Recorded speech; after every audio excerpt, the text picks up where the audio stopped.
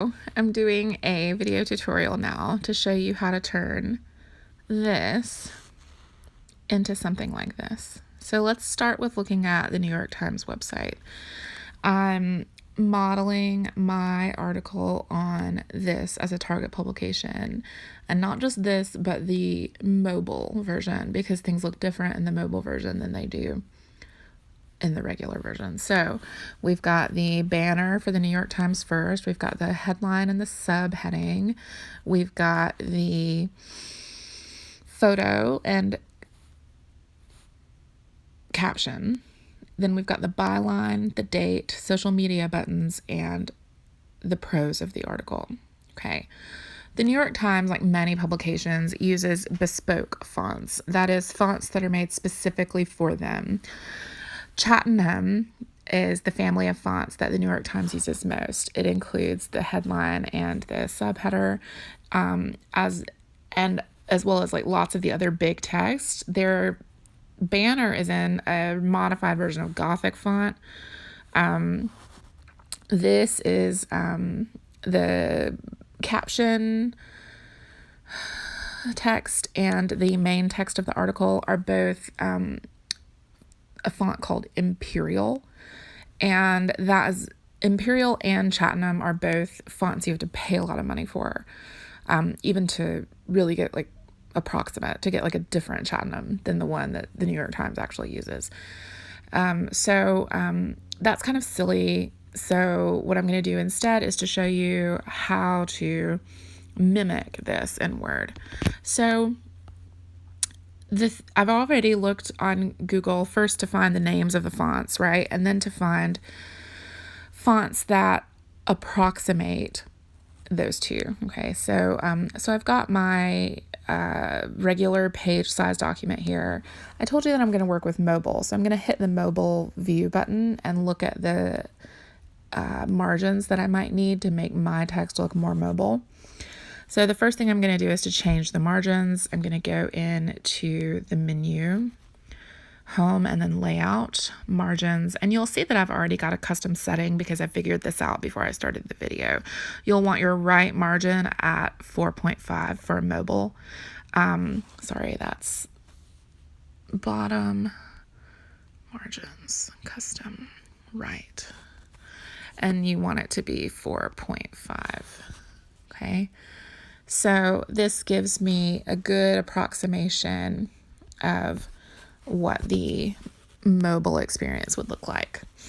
The next thing I'm going to do is to start changing the fonts. So I want this, which is going to be my headline, to be, I'm going to go home first and then click on the font line. The thing that's closest to Chattanam is going to be Goudy. Let's see, I just passed it. Goudy Old Style. Okay. Because this is a headline, it's going to need to be much bigger. So I'm going to go ahead and do that. Okay. Let's stick with 16 for now. And actually, this is going to be my sub headline. What I'm going to do now is to go in and put in just some text. This is my headline.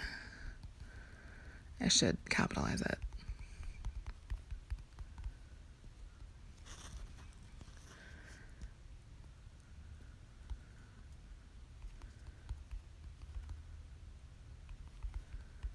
I'm using lorem ipsum, by the way.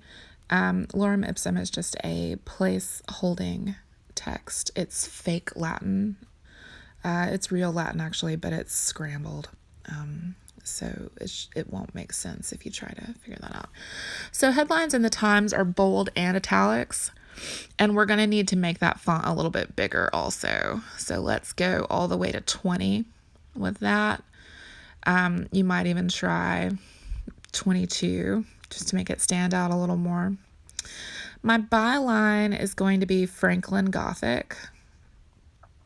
So I'm going to select that and choose a new font.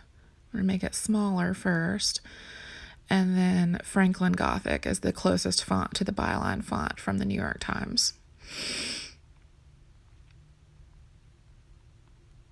Okay, now this text here, the body text, the closest text to Imperial is a font called Book Antiqua.